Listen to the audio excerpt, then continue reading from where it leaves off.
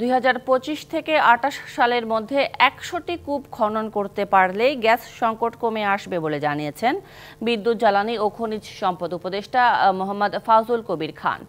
বিকেলে সচিবালয়ে তিনি বলেন, তেল, গ্যাস, খনিজ সম্পদ উত্তোলন করতে সর্বাত্মক গুরুত্ব দেওয়া হবে বাপেক্সকে।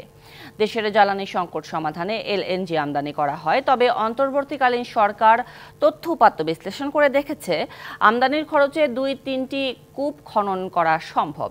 এর মধ্যেই 15টি খনন করা হয়েছে বলেও জানান তিনি। বলেন, এইসব কূপ থেকে 176 মিলিয়ন ঘনফুট গ্যাস পাওয়া গেছে। নির্দিষ্ট টাকা ও সময়ের মধ্যে প্রকল্প শেষ করতে না পারলে ব্যবস্থা নেওয়া হবে বলেও জানান উপদেষ্টা। সবাই বলে যে বাপেক্সকে সুযোগ দেওয়া হয় না, এবার আমরা সেই সুযোগটা দেব।